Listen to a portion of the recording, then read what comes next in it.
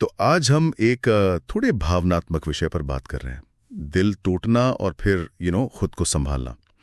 हमारे पास एक लेख है जिसका शीर्षक है क्या गलती सिर्फ मेरी थी।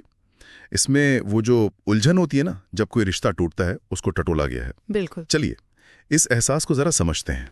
अक्सर ऐसा होता है, रिश्ता खत्म हुआ और सबसे पहला सवाल शायद मुझ में ही कुछ गड़बड़ थी, क्या कमी मेरी थी। लेख भी इसी तरफ इशारा करता है ना। हाँ बिल्कुल। और ये बहुत स्वाभाविक है। मतलब पहला रिएक्शन यही होता है ज्यादातर लोगों का। देखिए, लेख ये समझाता है कि कई बार ऐसा नहीं होता कि कमी आप में है। हो सकता है सामने वाला इंसान वो आपकी भावनाओं का वजन उठाने को तैयार ना हो। अच्छा। या फिर उन्हें शायद कोई ऐसा मिल गया हो जो उस वक्त उनकी जरूरत या उनके कंफर्ट जोन के ज्यादा करीब हो। तो ये उनका चुनाव है, उनकी सिचुएशन के हिसाब से। ये हमारी काबिलियत पर सवाल नहीं उठाता, हालांकि महसूस ऐसा ही होता है। हाँ, ये महसूस होना ही तो मुश्किल है। और लेख में वो लाइन है, आपने पढ़ी होगी, तुमने जो दिया वो प्यार था, जो निभाया वो वफा थी, लेकिन उनके लिए शायद तुम सिर्फ एक फेज थे। उफ। किसी के लिए बस एक पड़ाव बन जाना, ये एहसास तो बहुत भारी होता है। बिल्कुल बिल्कुल। ये एक बहुत कड़वा सच है जिसका सामना करना पड़ता है। लेकिन यहाँ एक जरूरी बात समझने की ये है, जैसा लेख भी कहता है कि जो गया उसने सिर्फ रिश्ता नहीं तोड़ा, उसने उस रिश्ते पर, उस प्यार पर एक तरह से अपना हक खो दिया। हक खो दिया, सही कहा। हाँ, उन्होंने अपना रास्ता चुना, पर जो इंसान पीछे रह गया है, हाँ, वो टूटा हुआ महसूस कर सकता है, पर वो अधूरा नहीं है। वो अब भी वही है, वही सच्चा इंसान, वही वफादार।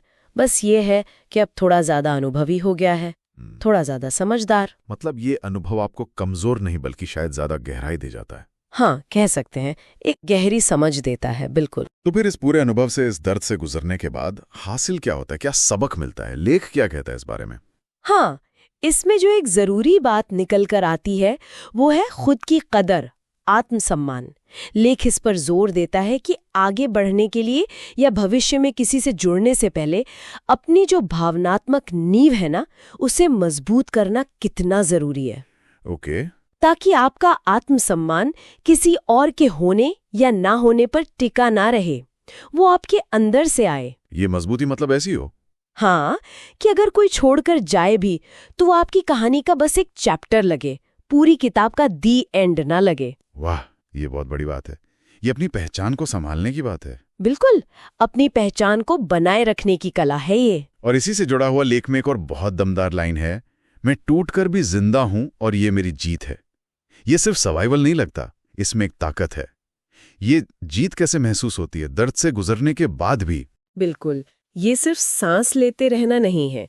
लेख के मुताबिक ये जीत इस एहसास में छिपी है कि आप उस मुश्किल दौर से गुजरे, आपने उसे झेला, उसे महसूस किया, और उसके बाद भी आपने अपने आप को बचाए रखा, शायद और बेहतर बनाया।